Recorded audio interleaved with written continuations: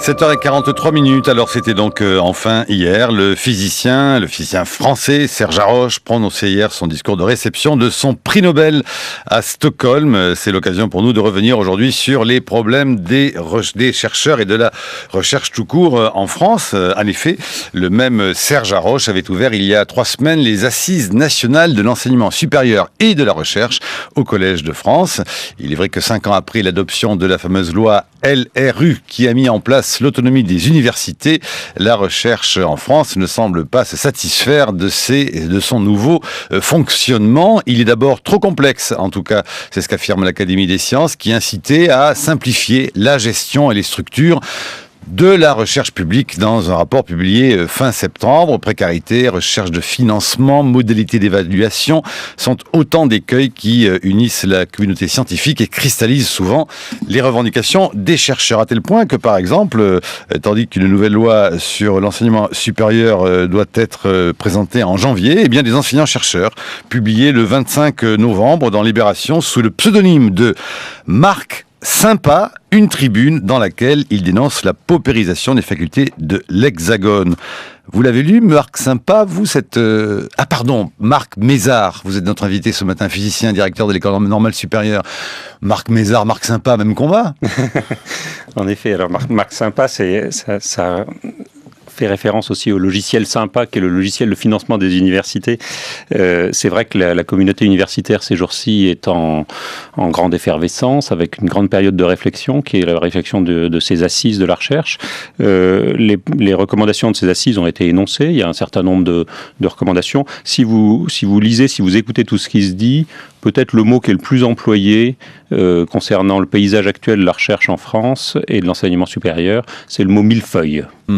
Ce millefeuille se réfère à l'accumulation des structures qui se sont empilées au cours de ces dernières années, les structures d'excellence, les équipements d'excellence, laboratoires d'excellence, initiatives d'excellence, les SATT, c'est une foule d'acronymes dans lesquels même les plus professionnels d'entre nous ne se reconnaissent plus tout à fait. Et il y a absolument un besoin crucial que tout le monde souligne de simplification de ce paysage. Reste à voir comment simplifier un paysage. C'est toujours beaucoup plus facile de créer une structure que d'en supprimer. Marc Mézard, pour mieux faire connaissance avec vous, je précise que vous êtes physicien, donc le nouveau, depuis quelques mois, directeur de l'École normale supérieure de Paris. Vous avez succédé à Monique Cantos-Perber, qui, elle, vient de prendre le grand PSL, acronyme de Paris Sciences et Lettres. Voilà, et qui, d'ailleurs, au fond, incarnait tout de même pour l'École normale supérieure la tradition de ce que les directeurs essaient de pousser davantage les sciences humaines que les sciences dures. Donc, retour à la bonne vieille compétition entre sciences dures et sciences humaines, qui sont toujours négligées. Les sciences dures ont repris la main sur l'École normale supérieure, sur la rue d'Ulm, Marc Mézard? Pas du tout. Avec vous? Pas du tout. La tradition est plutôt une tradition d'alternance, même si elle n'est pas systématique, entre une direction scientifique et une direction littéraire. Et je dois dire qu'au programme de mes priorités pour l'École normale supérieure figure en très bonne place une attention toute particulière à l'école littéraire. Et en général à la filière littéraire en France, qui a besoin d'attention. Il n'y a pas d'amour, il n'y a que l'épreuve d'amour, ça veut dire quoi? Ça veut dire des résultats très concrets sur la structuration des études, sur une attention particulière aux débouchés et tout ce qui va avec du point de vue de l'organisation du concours et en général de toute la filière littéraire. Alors il faut lire en creux que, par exemple, sur la question des débouchés, aujourd'hui, un chercheur qui sort de l'École normale supérieure, il ne trouve pas nécessairement le travail qu'on lui aurait éventuellement promis au début de ses études? La situation dépend beaucoup des disciplines. Et là, effectivement, il y a une différence. En sciences humaines, c'est la catastrophe. Une différence nette entre les disciplines scientifiques et les disciplines littéraires. Je ne parlerai pas du tout de catastrophe, comme vous dites là. Si on regarde un certain nombre d'années après la sortie de l'école, les parcours sont plus difficiles. Et je pense qu'il faut absolument faire un effort sur les conditions d'emploi, de recrutement et de salaire des jeunes chercheurs en général. Maintenant, il est vrai, ce que vous dites est vrai, c'est-à-dire que du côté des sciences humaines et sociales, les parcours pour le recrutement sont en général nettement plus difficiles et plus longs. Un des maîtres mots qui semble préoccuper justement la communauté scientifique, des chercheurs et des universités, c'est le mot précarité. Que regroupe-t-il? On voit que notamment, selon le mouvement Sauvons l'université, on s'inquiète de ce qu'il y ait une multiplication aujourd'hui de contrats à durée déterminée dans les universités et les organismes de recherche. Alors, il faut bien voir ce que ça recouvre. Il y a dans l'étape de la vie d'un jeune chercheur, les grandes étapes sont le doctorat lui-même, qui dure en sciences normalement 3 ans, parfois un peu plus, en particulier du côté littéraire. Et il est très souvent suivi de ce qu'on appelle un séjour postdoctoral qui est souvent fait à l'étranger. Et la précarité se réfère beaucoup à l'enchaînement de ces séjours postdoctoraux. C'est-à-dire que là où, il y a quelques années, les chercheurs étaient recrutés juste après leur doctorat, voire même parfois avant leur doctorat, le décalage dans l'âge de recrutement maintenant se fait sentir. Pour vous donner un exemple très concret, en physique au CNRS, dans les 3 dernières années, l'âge de recrutement il était de 29 ans et demi, il est passé à 31 ans et demi. Il a reculé de 2 ans en 3 ans. C'est absolument impossible. Alors évidemment, ceci crée une certaine précarité et c'est aussi très nuisible à la recherche elle-même. Si vous regardez nos grands chercheurs, on a une école, on parlait de Serge Haroche tout à l'heure, l'école de physique française, c'est tout à fait distingué, hein, un prix Nobel tous les 10 ans, c'est assez remarquable. C'est une bonne moyenne, oui. C'est dans le paysage international. Comment a-t-elle fait ça? Si on regarde exactement le parcours de ces physiciens, on voit un parcours souvent très similaire. Formation dans les meilleures écoles de la République, comme celle que j'ai le plaisir de diriger, suivi d'un recrutement très jeune en général, et on leur a fait confiance. On les a recrutés à 26, 27 ans, et on leur a donné à ce moment-là des moyens pour travailler parce qu'ils ont été adossés à des laboratoires qui existent depuis longtemps, qui sont des vraies écoles de pensée et qui sont soutenus par leur tutelle depuis longtemps. Un laboratoire comme le laboratoire Kastler-Brossel, où travaille Serge Haroche, c'est un laboratoire qui est là depuis 60 ans. S'y sont succédés Kastler, qui a eu le prix Nobel, son élève Cohen-Tanuji a eu le prix Nobel 30 ans plus tard, l'élève de Cohen-Tanuji, Serge Haroche, a eu le prix Nobel 15 ans plus tard. C'est une école de pensée. Une école de pensée, ça se bâtit sur toute une structure. C'est une structure très délicate, c'est pas quelque chose qu'on peut décréter du jour au lendemain. Il y faut l'adossement, en l'occurrence à l'école normale supérieure, qui permet d'avoir aussi le flux des très bons étudiants. Et il faut l'ensemble des tutelles. L'Université Pierre et Marie Curie, le CNRS, l'école normale, ont mis des moyens de manière récurrente dans ces structures. Mais pour revenir sur cette question tout de même de précarité, vous devriez faire paraître dans Le Monde un article, un atout de la recherche française, donner du temps aux jeunes talents. Est-ce que cette question, justement, et l'inquiétude qu'il y a autour de la multiplication de CDD, justement, ne vient pas du fait qu'elle se serait, cette multiplication de CDD, contradictoire avec le temps que l'on doit donner, justement, aux jeunes chercheurs?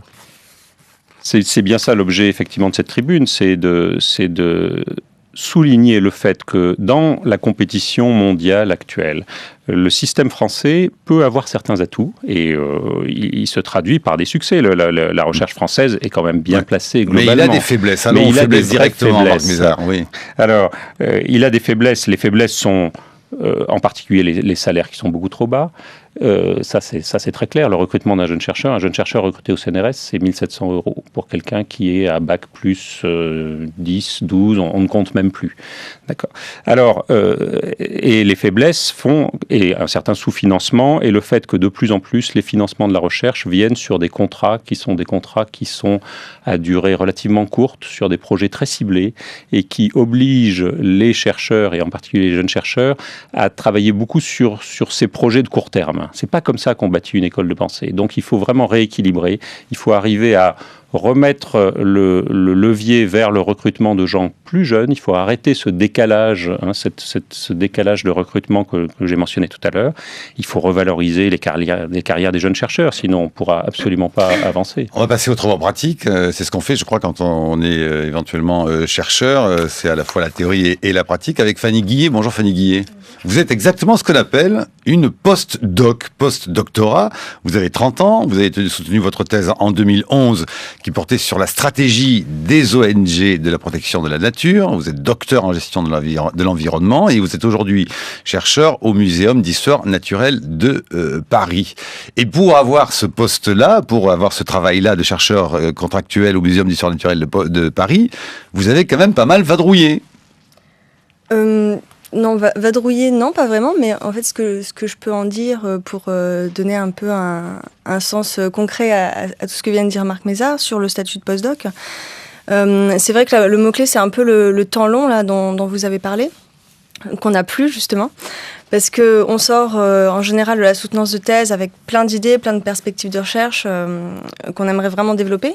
Et puis finalement, on se retrouve dans le contexte d'un CDD, donc d'un contrat court qui va de 1 an à 3 ans pour les plus chanceux. Et finalement, donc, on met à développer une nouvelle, on se met à approfondir de nouvelles perspectives. Mais en parallèle de ça, il faut valoriser les recherches antérieures, donc écrire des publications sur les recherches actuelles, et puis aussi constituer des dossiers pour passer les concours de chercheurs ou pour éventuellement trouver un postdoctorat pour l'année suivante. Donc vous dites qu'il faut multiplier un nombre de tâches qui vous éloignent de l'objectif principal qui est de faire de la recherche. Oui, tout reste dans le domaine, mais disons que c'est plus les mêmes conditions de production scientifique en tant que telle. Disons que quand on s'éparpille entre un article, un dossier et un terrain où on doit approfondir de nouvelles perspectives, c'est vrai que c'est difficile à tenir sur une année. Marc Mézard ? Je pense que ça illustre tout à fait le propos. L'important, c'est l'âge vraiment de la créativité. C'est l'âge où on arrive après sa thèse, on est capable de lancer ses propres projets.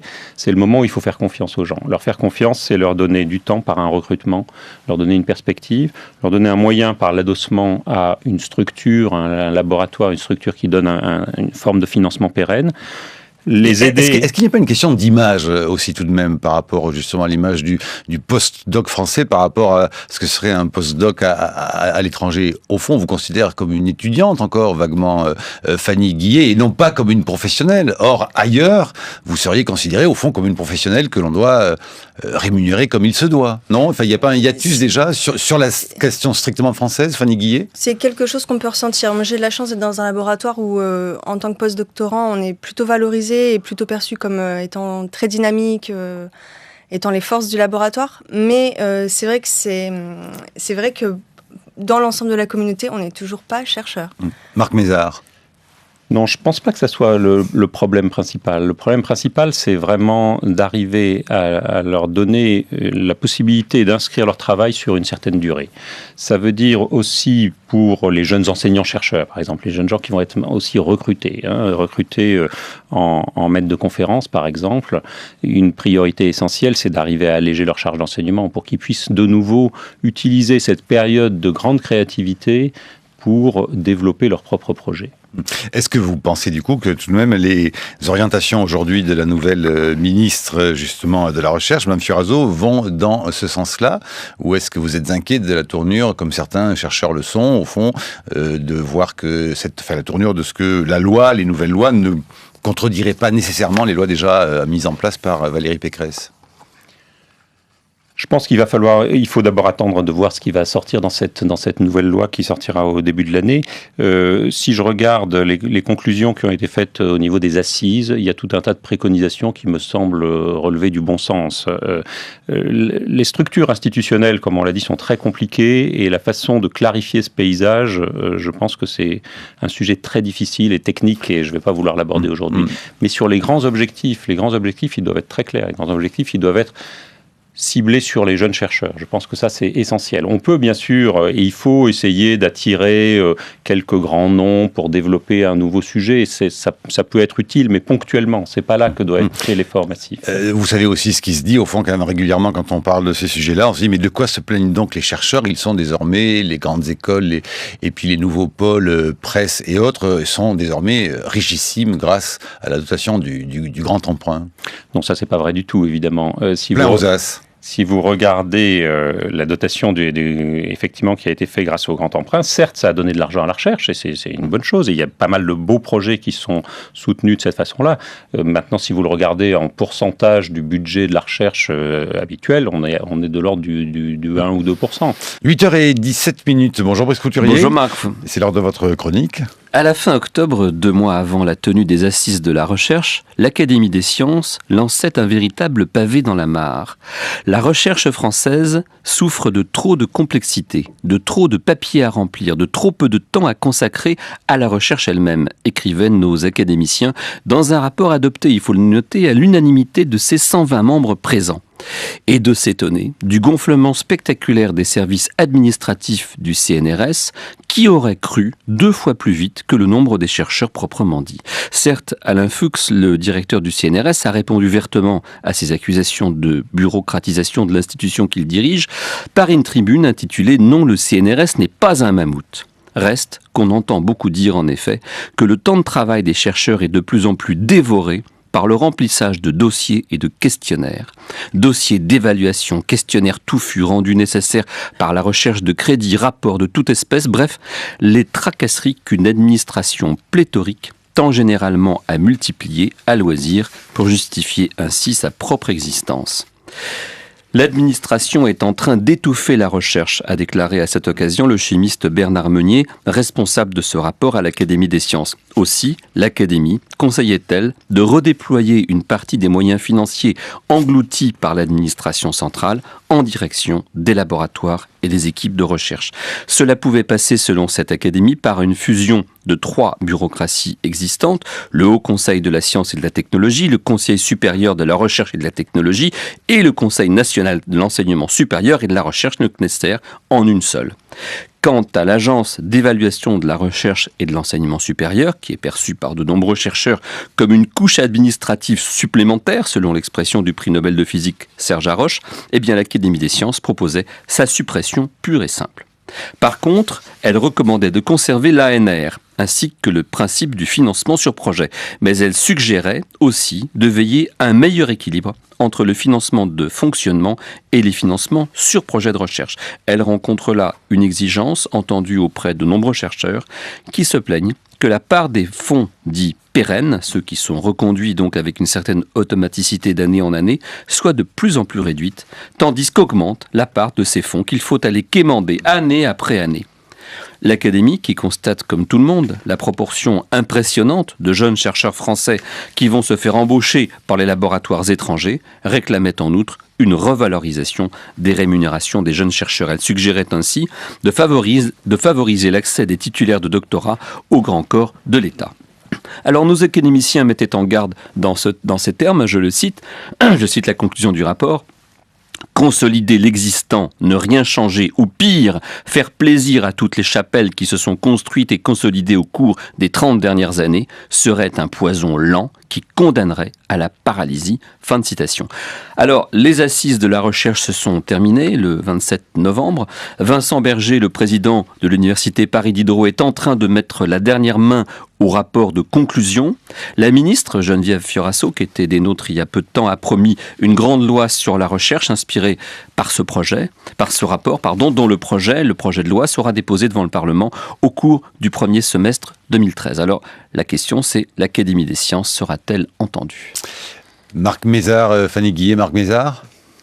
L'Académie des sciences a bien souligné, je pense, les 3 problème essentiel de la recherche française en ce moment, la trop grande complexité des structures. Il faut absolument arriver à simplifier ces structures, en particulier les structures d'évaluation qui se sont multipliées à l'infini.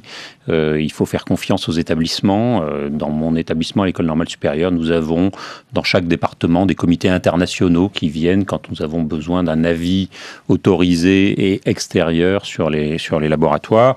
Se superpose à ça tout un tas de strates d'évaluation. Les chercheurs qui sont évalués évidemment par leur organisme de tutelle, mais aussi évalués à chaque fois qu'ils publient un article, les comités de l'AERES, etc. c'est trop. Il faut arriver à faire confiance. Et il faut, dans les laboratoires à l'étranger, on a une visite de laboratoire une fois tous les 4, 5, 6 ans quand on veut faire évoluer une structure. On se base sur l'avis d'un comité international. Je pense que c'est comme ça qu'il faut travailler. Le deuxième... Attendez, juste là-dessus, est-ce qu'il n'y a pas eu une suspicion générale sur la recherche qui était, disons, pour mettre les choses assez clairement, le fait du gouvernement précédent ? Suspicion générale, je pense pas que ça soit le cas. Si vous voulez, la recherche a une grande tradition d'évaluation. Les chercheurs, je pense, font partie des communautés les plus évaluées. On est jugé en permanence quand on est chercheur. Oui, mais enfin, le président de la République, disons les choses encore une fois, Nicolas Sarkozy, avait des choses pas très sympathiques sur les recherches, et comme par hasard, au même moment, on crée une agence supplémentaire d'évaluation de la recherche. Il y avait peut-être quand même un problème de cause à effet. Une relation vaguement de cause à effet. Oui. Alors, il est possible, effectivement, que le président de la République, Nicolas Sarkozy, n'ait pas eu une vision tout à fait claire et positive de la recherche en France. Je pense malgré tout que si on regarde la recherche, en tout cas la recherche fondamentale en France, elle se situe à un très haut niveau international. Les problèmes de la recherche en France sont liés, effectivement, il y a un problème de financement global. Bon, en particulier, je pense, le financement qui vient du côté du secteur privé. Si on regarde les chiffres, le financement global, la part du PIB mise dans la recherche publique est comparable à celle des grands pays. En revanche, du côté du secteur privé, c'est insuffisant. Donc ça, c'est un vieux problème français. C'est un problème très important.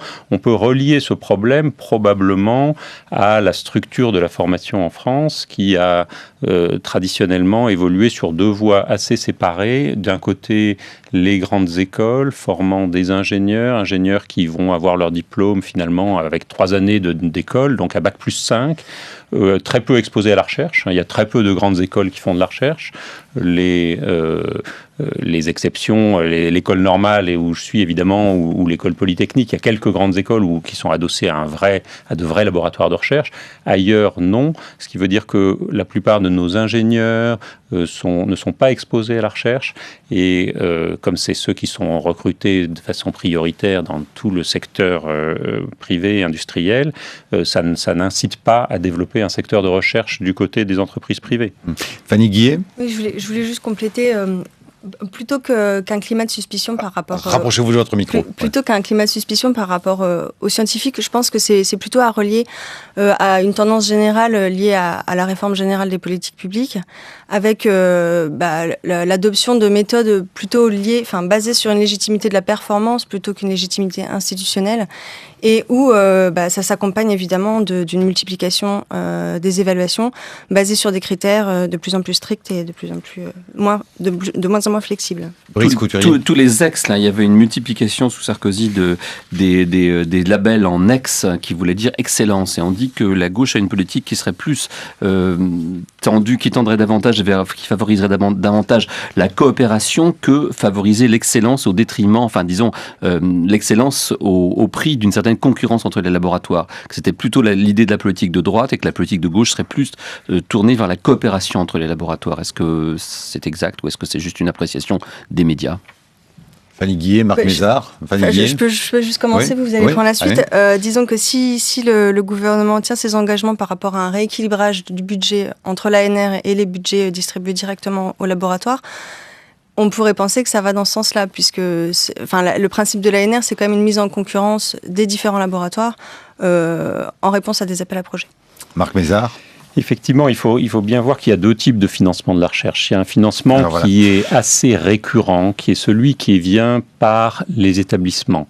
Ce financement est indispensable. C'est celui il vient directement du ministère de la Recherche il vient du ministère de la Recherche. Alors, il transite par les établissements, par le CNRS, par les universités. Voilà. Pour essayer d'être clair. Et ensuite, évidemment, c'est à la charge des universités, des établissements de l'école normale supérieure, pour ce qui me concerne, de décider au sein de son établissement quels sont les secteurs prioritaires. Mais ça, c'est de la politique d'établissement, c'est la politique de recherche qu'on fait, mais qui peut se placer dans une perspective à long terme. On n'est pas obligé on ne fait pas cette politique-là sur la prochaine année ou les 2 prochaines années. On s'inscrit s'inscrit dans la durée quand on fait ça. À côté de ça, il y a un financement qui est un financement sur projet, c'est l'ANR dont parlait ma jeune collègue tout à l'heure. Donc ça, ce sont des projets de recherche ciblés, typiquement pour un financement d'une durée de 3 ans. Alors, les deux sont très utiles, si vous voulez. Le financement récurrent... Il y a 5652 dossiers qui ont été soumis à l'ANR. L'ANR, c'est quelque chose d'essentiel. Moi, je pense que la création de l'ANR a été une très bonne chose pour la recherche en France, mais on est allé trop loin. C'est-à-dire qu'en créant l'ANR, ça s'est fait au détriment de ce fameux financement récurrent. Or, à quoi sert l'ANR? À quoi sert le financement récurrent? L'ANR va vous permettre de financer un projet dont on sait qu'il va pouvoir se réaliser. Donc c'est essentiel quand on a déjà fait on est sûr qu'on va pouvoir faire une percée sur quelque chose. À ce moment-là, on peut décrire un projet qui va être bien construit, on sait qu'il a de très bonnes chances de marcher, on le dépose à l'ANR, on a les subventions. À côté de ça, il faut arriver à faire germer les nouvelles idées. Et ça s'adosse sur le financement récurrent, c'est-à-dire qu'il faut donner aux chercheurs, en particulier aux jeunes chercheurs, je remets ma priorité sur les jeunes chercheurs, j'en parlais tout à l'heure parce que je pense que c'est vraiment un atout pour notre recherche. On peut aider notre recherche en ayant une action vraiment volontariste sur les jeunes chercheurs, en âge de recrutement et en conditions de salaire. Et le financement récurrent qui vient par leurs établissements leur permet de s'engager sur un programme de recherche original. Il faut l'augmenter. Bien sûr. Alors, la demande, clairement, c'est ça. Et la demande est très claire. Alors, il y a eu une première orientation qui a été donnée par la ministre, qui a été, et qui vient aussi des assises, qui est effectivement de transférer une partie des moyens de l'ANR sur du financement récurrent. Il faut voir aussi que en parallèle avec l'ANR, il y a tout un tas d'agences de financement, en particulier au niveau européen. Et je pense que le financement au niveau européen, c'est quelque chose qui est très utile. De nouveau, moi, je ne veux pas du tout aller contre le financement sur projet. Le financement sur projet est très utile pour épauler une recherche qui est en train de s'épanouir. Et ça, c'est très utile. Par exemple, les ERC, c'est les contrats européens de recherche qui sont donnés à des chercheurs, soit des chercheurs seniors très éminents, pour vraiment développer sur 5 ans un projet de recherche important, ou à des chercheurs plus jeunes. Donc c'est de nouveau une source de financement sur projet, mais sur un projet déjà plus long, et qui est donné au niveau européen. Ça marche très bien, c'est une excellente chose. Brice Couturier. Une question pour Fanny Guillet. On voit bien que la question, enfin ce qui est sorti vraiment des assises là en novembre, c'est la volonté de rééquilibrer de manière un peu plus équitable, je dirais, les projets sur les financements sur projet qui sont donc du ressort de l'ANR, comme vous venez de l'expliquer, Marc Mézard, et ce qui ressort de financements plus pérennes. On a eu le sentiment quand même au cours des dernières années, encore une fois des années Sarkozy, pour politiser davantage la conversation, que on avait plus que les financements sur projet étaient devenus plus importants que les financements pérennes. Et on a l'impression qu'une politique de gauche, ça serait de favoriser davantage les projets pérennes plutôt que les financements sur projet. En tous les cas, un rééquilibrage. Où vous semble devoir être placé le curseur pour que le milieu de la recherche soit satisfait? Fanny Guillet. Donc, si on se réfère au tout début de la conversation, on parlait du temps long qui sont les conditions qui ont quasiment disparu aujourd'hui, et un rééquilibrage en faveur des budgets stables des laboratoires serait plutôt en faveur du temps long, puisque donc. Mais quoi, 50-50 En pratique, j'aurais du mal à le dire. Parce qu'il y a la question que pose l'Académie des sciences, qui est le fait que beaucoup de chercheurs passent un temps considérable à aller chercher des crédits, et au détriment évidemment de la recherche fondamentale elle-même. Oui, bien sûr. Et Patrice Vermeyren, par exemple, directeur du département à Paris 8, lui dit « Autrefois dévolu à la recherche, notre professorat est consacré à la préparation perpétuelle de projets qui sont sans cesse évalués et notés. Nous devenons des machines à apprécier, à être évalués et à chercher du budget. » Sachant que les demandes n'aboutissent pas toujours, et puis pour la seule ANR à laquelle j'ai eu l'occasion de participer jusqu'ici, une fois qu'on l'avait obtenu, on a obtenu seulement un quart du budget, donc ce qui permettait pas de remplir les mêmes objectifs. Et la variable d'ajustement dans cette situation, c'est évidemment le double de travail pour chacun des membres de l'équipe. Mais je sais plus où je voulais. Marc Mézard. Je pense qu'un des aspects qu'il faut avoir en tête, c'est dans le système actuel des demandes de contrat, il y a des tas d'organismes à qui on peut demander un contrat. Disons, pour un projet de recherche très spécifique, on peut s'adresser effectivement à l'ANR, on peut s'adresser à l'Europe, etc. Et c'est cette multiplication des sources de contrats possibles qui rend effectivement la vie du chercheur un petit peu écartelée entre toutes ces demandes. Peut-être que ce qui avait été mentionné, c'est un peu exagéré. Je pense qu'on ne fait pas que ça. Heureusement, en France, on peut faire de la très belle recherche. Ce sont des réflexions qui sont très très répandues quand même. Quand on regarde le dossier, quand on prépare une émission comme celle-ci, qu'on a un dossier en main, on se retrouve avec beaucoup de témoignages, tout de même, très très nombreux. C'est des témoignages très nombreux, à juste titre, au sens où il y a une dérive. Et il faut absolument arrêter cette dérive. Et arrêter cette dérive, ça veut dire qu'en particulier, les financements sur contrat, ils doivent arriver bien financés. C'est-à-dire que ça ne sert à rien d'empiler des petits contrats, des contrats qu'on finance au quart du contrat, comme le disait ma voisine tout à l'heure. Ça n'a pas de sens. C'est-à-dire que ça demande quoi ? Ça veut dire qu'il va falloir aller en chercher 3 autres. C'est complètement ridicule. Donc il faut avoir du financement sur contrat, c'est une très bonne chose, ça permet de financer la bonne recherche. Il ne faut pas non plus penser que toute la recherche est au même niveau. Il y a des bons travaux, il y a des moments où, quand l'équipe de Serge Haroche est allée voir les effets de mécanique quantique et ils ont compris qu'ils allaient pouvoir faire ces expériences décisives qui tranchaient sur des débats de mécanique quantique qui datent du début du XXe siècle. Ils ont eu des financements majeurs, en particulier ces financements de l'Europe, de l'ERC, qui permettent effectivement de développer et de mener à bien ces travaux.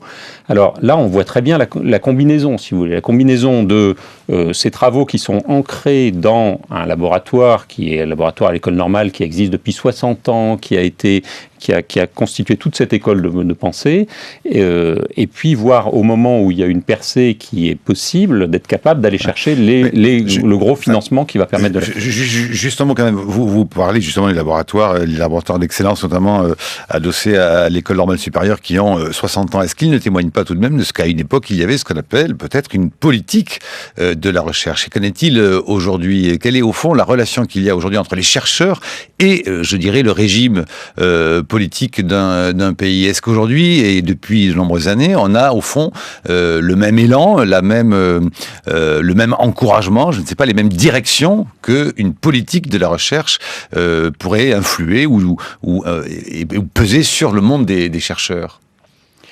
Je vous parle de la bonne vieille époque du plan, Brice va se moquer de moi, mais au fond, le plan c'était ça, quelque part. La politique de la recherche, c'était aussi au fond une sorte de coordination, parfois au doigt mouillé, des politiques qui n'y connaissaient rien, avec leurs chercheurs qui, eux, étaient compétents, et pour chercher quelque chose, aller dans une direction. Est-ce qu'on est toujours dans ce cas de figure-là aujourd'hui ? Je pense que ce que vous soulignez là, c'est une question importante, qui est le rapport de la recherche avec le reste de la société. Et avec la politique PP majuscule. Et la confiance que la société peut avoir dans la recherche. Et ça, je pense que c'est un élément essentiel. Et je pense les prix Nobel français jouent là-dessus, sur l'opinion ou pas, et sur les politiques ? Ça fait son petit effet. Bien sûr, les prix Nobel jouent, les prix Nobel ont un impact. Si vous regardez les revues de presse, etc., c'est évident. Ils ont un impact aussi pour les vocations des jeunes chercheurs. Il ne faut pas oublier que la France, comme d'ailleurs dans la plupart des pays, les études scientifiques, par exemple, sont moins recherchées par les jeunes gens. C'est considéré comme trop difficile, comme trop risqué, comme pas assez rémunéré.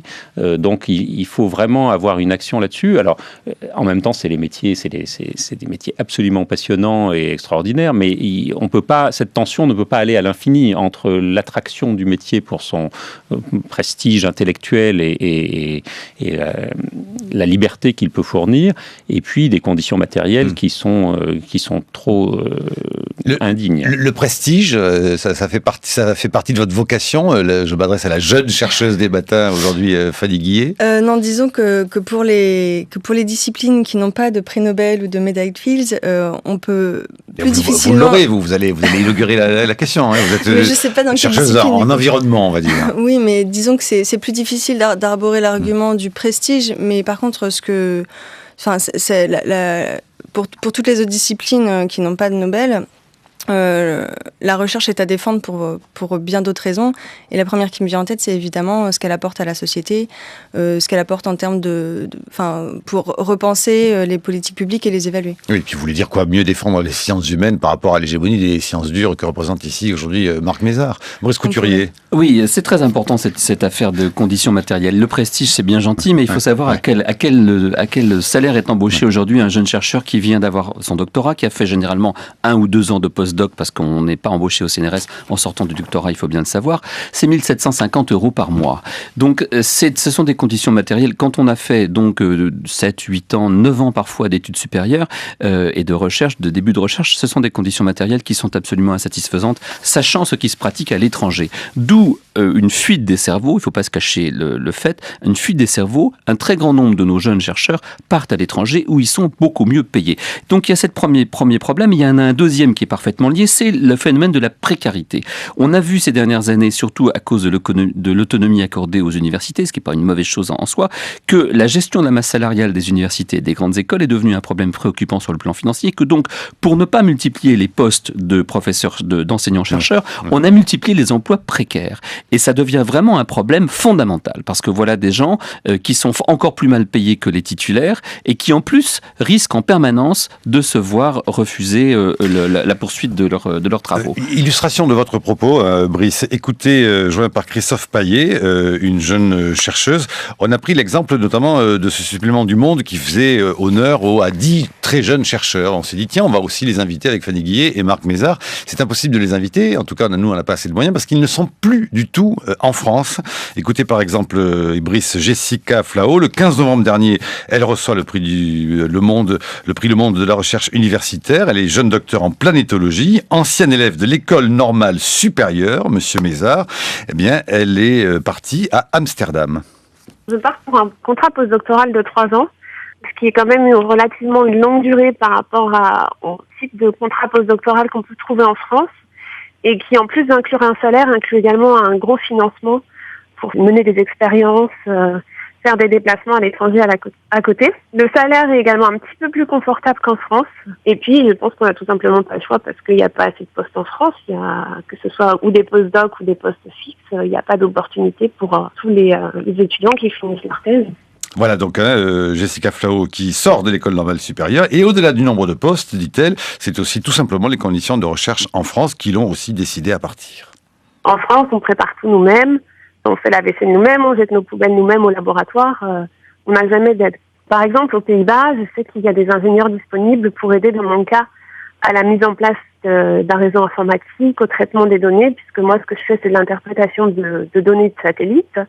Et donc, il y a encore une fois du personnel qui est là pour aider à toutes ces étapes de préparation un petit peu longues, qui, a priori, ne font pas complètement partie du travail du chercheur. À l'heure actuelle, je travaille essentiellement avec un ordinateur et des disques durs que j'ai achetés moi-même pendant ma thèse. Je sais qu'à Amsterdam m'attend un financement de 250 000 € pour les 3 ans, qui va me permettre d'acheter un ordinateur, de mettre en place un petit réseau pour partager mes données à l'intérieur du laboratoire, d'acheter également des licences pour des logiciels de traitement d'images qui coûtent très très cher. Tout ce qu'à l'heure actuelle, on n'a pas forcément. Voilà, Jessica Flao, ancienne élève de l'école normale supérieure, aujourd'hui à Amsterdam, interrogée par Christophe Paillet. Alors, Marc Mézard, et c'est un peu l'illustration pratique de ce que disait Brice Couturier à l'instant. En soi, si vous voulez, dans le parcours d'un jeune chercheur, le fait de faire son doctorat et d'aller ensuite à l'étranger pour faire un séjour postdoctoral, c'est extrêmement sain, c'est une très bonne pratique. C'est une pratique qui est généralisée dans le monde entier et ça donne une assise, une expérience internationale. Ça permet d'acquérir l'indépendance vis-à-vis de son patron de thèse quand même, qui est nécessaire. Ça permet... Et dans les bons cas, ça permet de revenir en France, si possible avec un poste, pour pouvoir développer ses propres projets de recherche. Oui, sauf qu'entre-temps, on aura connu le luxe et qu'on n'aura pas envie de revenir dans la poubelle. Quoi. Alors, c'est vider les poubelles et faire la vaisselle, comme dit la jeune fille. Alors, luxe et poubelle, c'est peut-être un peu exagéré, mais il est vrai qu'il y a une différence très claire de rémunération, pour dire les choses, et parfois aussi de conditions de travail, entre les séjours postdoctoraux travaux à l'étranger, ou voire même en France, financés par exemple par l'Union européenne, et les salaires de recrutement. Donc il faudra absolument arriver à rééquilibrer ça. Du point de vue du soutien technique, je pense que ça c'est quelque chose qu'il faut aussi avoir en tête, et ça fait partie, malgré ce qui a été dit à l'instant, je pense que ça fait partie des forces du système français. C'est-à-dire que nous avons, dans nos laboratoires, nous avons des techniciens et des ingénieurs qui sont là sur des postes pérennes, qui connaissent très très bien les expériences. On a des soudeurs à l'école normale qui sont des grands artistes. On a des gens qui fabriquent de l'hélium, qui sont indispensables pour toutes les expériences.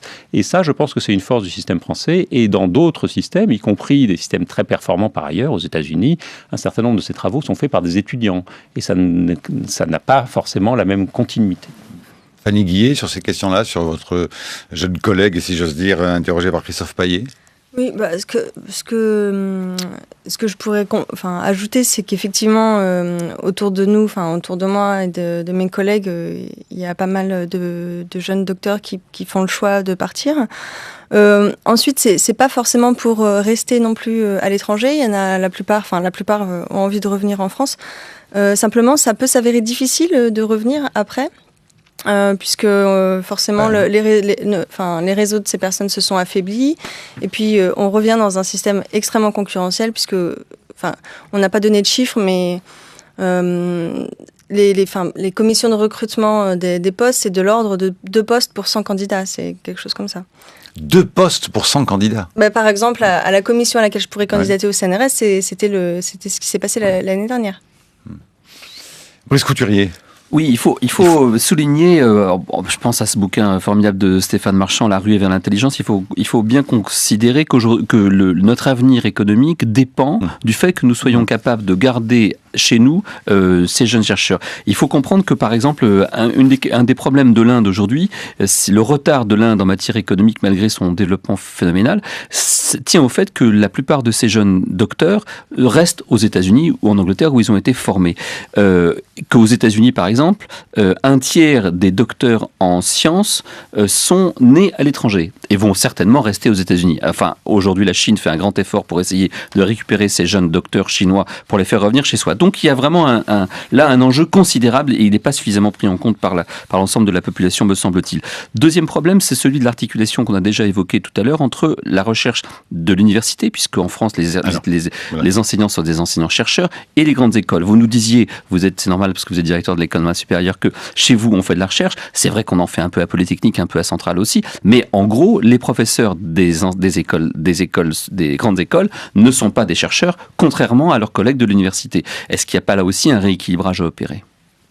Marc Mézard. Ce rééquilibrage, il est essentiel. Je pense qu'il est aussi là pour créer le lien entre la société et la recherche. Je pense que notre société n'a pas une assez grande perception de l'importance de la recherche. Vous soulignez l'effort qui a été fait en Chine, qui est en train d'être fait en Chine. Les Chinois font un effort financier absolument massif pour la recherche. Ils construisent des universités, ils créent des programmes. Les chercheurs français, comme moi, sont invités en Chine. On pourrait y aller tous les ans, passer des mois pour enseigner. Donc on sent que là, il y a une société qui a décidé de mettre le paquet sur la recherche. En France, on est toujours à hésiter et à considérer parfois que c'est un petit peu une danseuse de la République. Et je pense qu'il faut vraiment prendre conscience que ça n'est pas le cas. Le cliché de l'utilitarisme est quand même encore très épais concernant les chercheurs. On attend du chercheur qu'il trouve quelque chose qui n'est pas nécessairement d'abord la finalité première, entre guillemets. Enfin, la recherche en soi, évidemment, n'est pas comprise dans les faits. La recherche en soi, la recherche fondamentale, on sait très bien que les grandes percées technologiques viennent de recherches fondamentales qui ont été appliquées à des objets qui n'étaient pas le but primitif. C'est un peu comme la tarte tatin, quoi. Comme quand on fait des meilleures horloges atomiques, comme les conséquences des travaux d'Haroche et de son équipe, eh bien, on ne sait pas encore tout à fait à quoi elles vont vraiment servir. Mais ce que je peux prendre le pari aujourd'hui avec vous, que dans 30 ans, elles serviront à quelque chose. Et ça, il faut avoir le courage de faire cet investissement-là. Ce qui me semble important, c'est que dans la structure de notre société, par exemple, le doctorat n'est pas du tout assez reconnu. Le doctorat, du point de vue de le recrutement en entreprise, c'est encore considéré comme quelque chose de... Mais ça, c'est la faute des grandes écoles.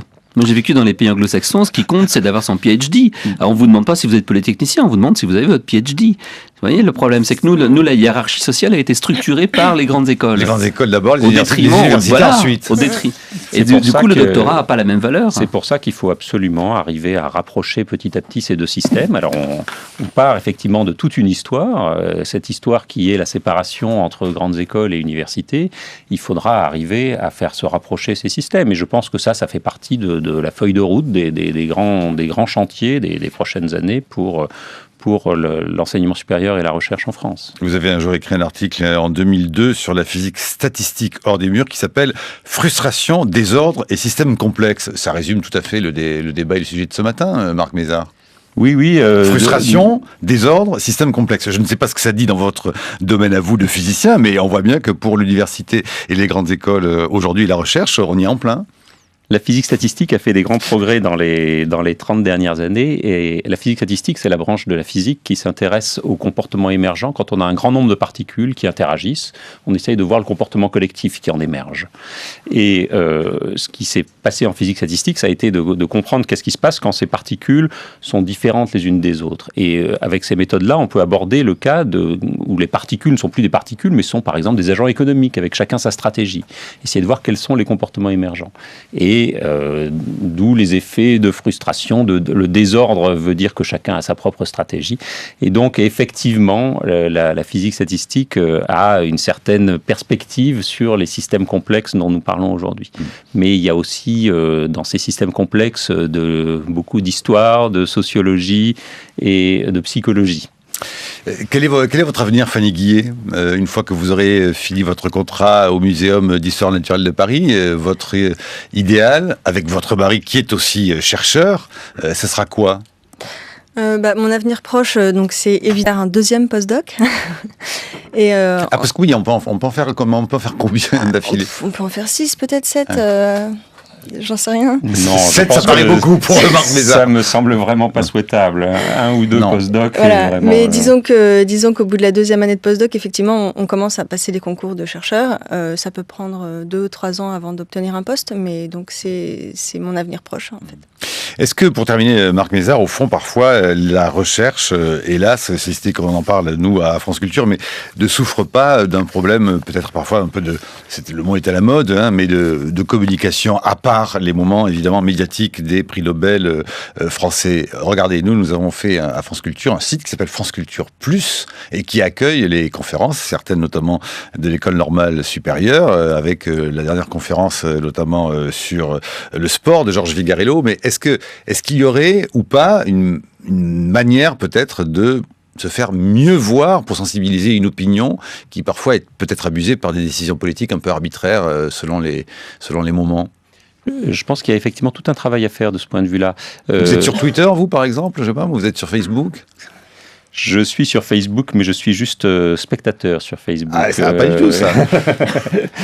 Mais notre site de diffusion des savoirs, par exemple, à l'École normale, est sur Facebook et met en ligne tout un tas de conférences. Et nous mettons, et ça fait vraiment partie de nos missions, nous mettons en ligne énormément de matériel. Je pense malgré tout qu'il y a une vraie question à se poser sur la présentation de la recherche et de la science et des progrès scientifiques en général à la société. Et je pense que là, au-delà de filmer les grandes conférences comme nous faisons et de les mettre en ligne, il y a un travail à faire. Il y a tout le travail sur l'enseignement en ligne, qui est un vaste sujet en soi, les fameux MOOC, Massive Online Open Courses. Un autre sujet encore, bien sûr. Qui est un sujet passionnant en lui-même. Mais quelques éléments de réponse. Marc Mézard, allez donc voir France Culture Plus.